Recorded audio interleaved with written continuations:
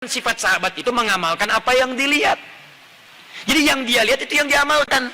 Misal Wa'il bin Hujur salat di belakang Nabi, Nabi turun pakai lutut. Abu Hurairah salat di belakang Nabi, Nabi turun sujud pakai telapak tangan. Walaupun keduanya tahu riwayat itu, tapi mohon maaf, mereka mengamalkan apa yang dilihat. Wa'il pakai lutut, Abu Hurairah pakai telapak tangan. Dua-duanya benar, yang salah yang pakai kepala duluan. Belum apa-apa sudah ramai kepalanya, ini bid'ah, ini salah, ini itu muka anda dari ujung kepala sampai ujung kaki bid'ah itu. Kenapa? Karena anda tidak belajar hadis dengan ilmunya.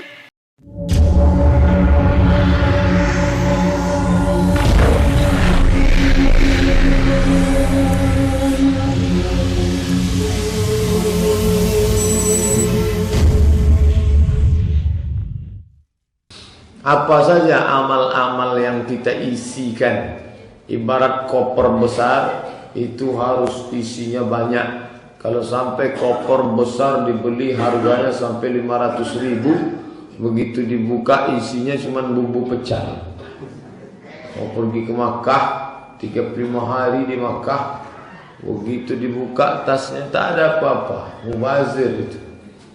Maka Ramadan ini diisi dengan apa?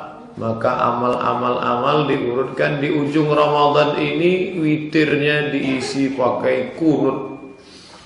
Allahumma hdina fi man hadait, amin, wa afina fi man afait, amin, wa tawallana fi man tawallait, amin. Isi doa kunut.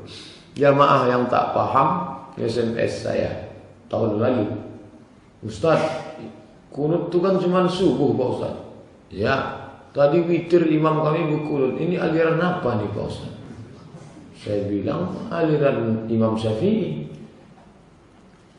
Imam Syafi'i pakai kunut witir. Iya. Sejak malam keberapa? Malam 15. Kalau dia tak berkunut, pakai witirnya tak ada kunut, itu berarti mazhab Maliki. Maliki yang tak ada kunut. Kalau berkunut sepanjang tahun full pakai kunut, Hanafi dan Hambali. Kalau dari sejak malam 15, Syafi'i. Kalau tak berkunut sama sekali, Maliki. Oleh sebab itu mudah mengingatnya. Masjid Ar-Ridha pakai kunut, berarti mazhab Syafi'i itu. Yang menjawab anak kecil, pakai. Berarti sholat witir dia. Mantap anak-anak Masjid Ar-Ridha ni. Bapak Ibu yang dimuliakan Allah, maka masalah kunut ni berapa sebetulnya kunut tu Pak Ustaz? 3. Pertama kunut subuh, yang kedua kunut nazilah, yang ketiga kunut witir. Tak ada kunut lain. Kunut nazilah dibaca Nabi sebulan. Apa Imam Ar-Ridha tadi berkunut pula subuh? Nabi itu kan berkunut cuma sebulan. Yang sebulan itu kunut nazilah.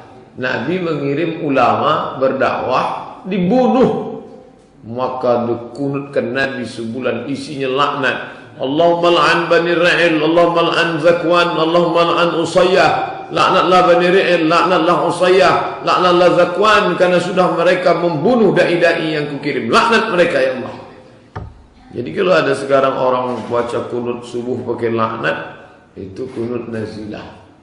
Boleh melaknat Pak Ustaz? Iya, karena dia sudah menghancurkan Islam, dilaknat dia. Cuman orang kita tak berani menyebutnya kuat-kuat. Allahumma la'an, laknatlah.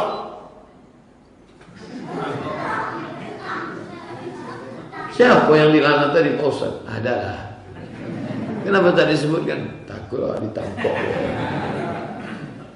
Oleh sebab itu maka kunut nazilah itu sebulan. Setelah itu qanata Rasulullah SAW syahran.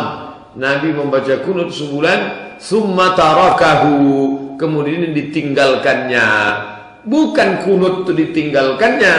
Kata Imam Abdurrahman Ibn Mahdi, summa tarakahu, ditinggalkannya. Tarakal la'na, laknat-laknatnya dibuang, tapi kunut subuhnya tetap berlanjut.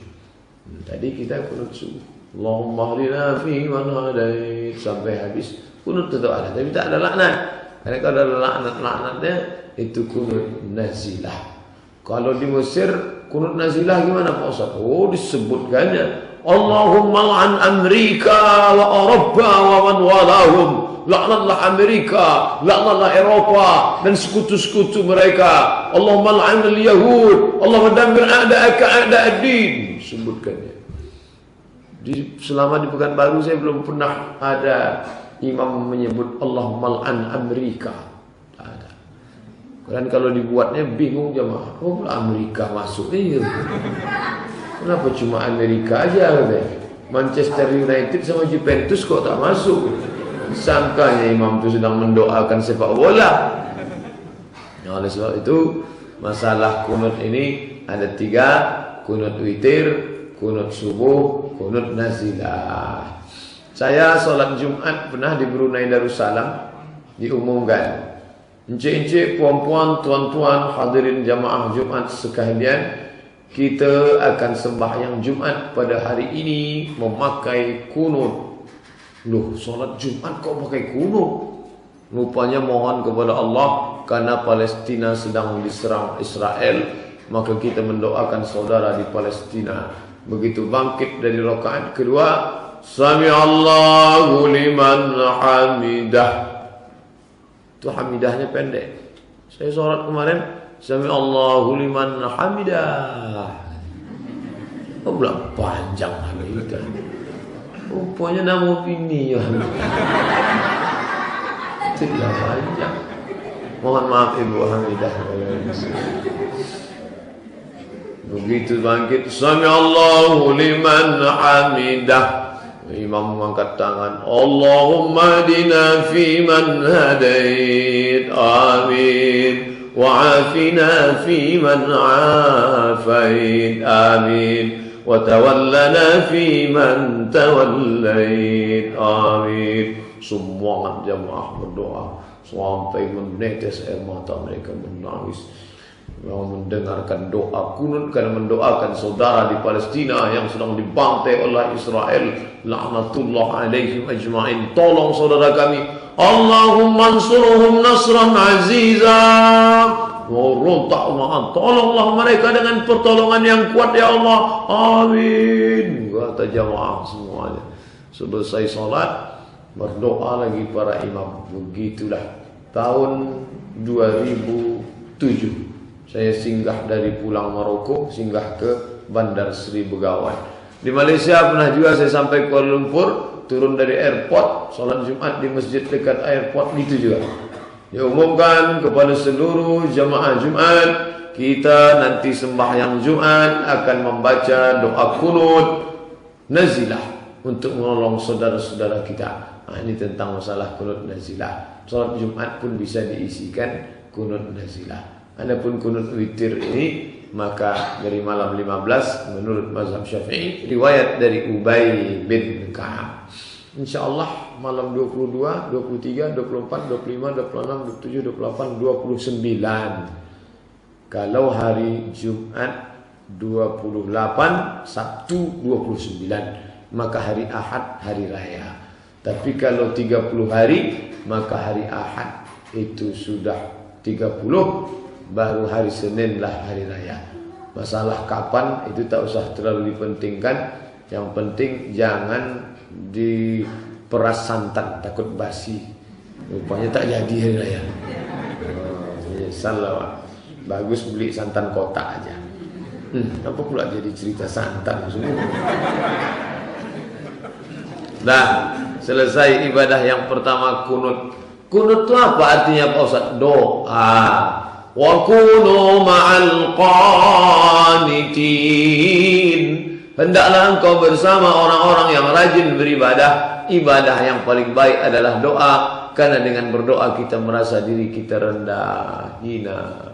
Tadi kunut doa, selesai sholat doa, selesai sholat sunat nanti isyraq doa, merasa diri rendah, hina.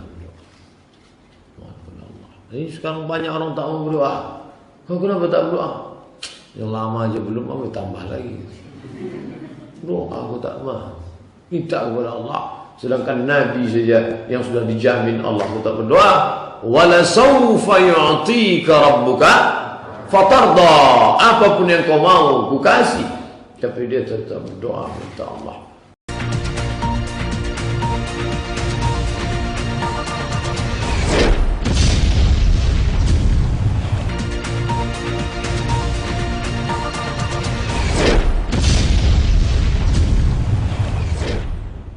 Ini yang tidak kunut di belakang Nabi karena dia sholat di belakang Nabi. Nabi nggak kunut. Tapi ada sebagian sahabat sholat di belakang Nabi. Nabi pernah kunut. Ada Abdullah bin Umar. Nabi mengajarkan kunut pada Al-Hasan cucunya.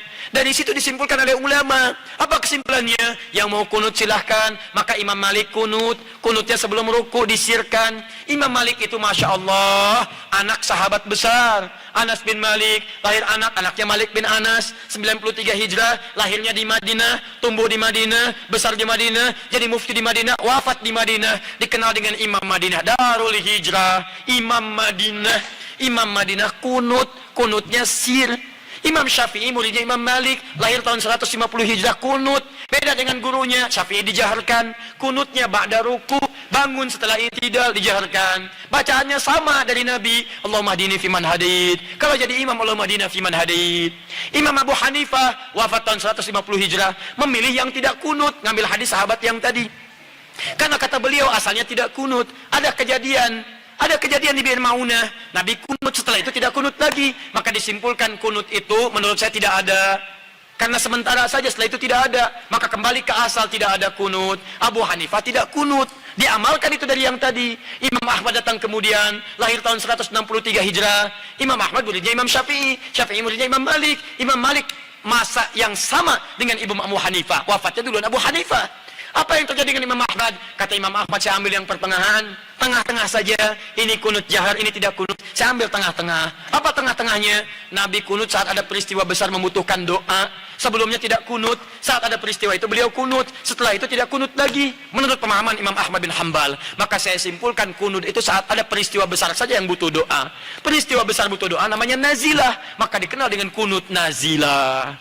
Tapi hebatnya Imam Ahmad dengan Imam Syafi'i tidak ada masalah. Salat di belakang Imam Syafi'i beliau kunut. Imam Syafi'i salat di belakang Imam Ahmad beliau tidak kunut. Imam Syafi'i datang ke tempat Imam Abu Hanifah.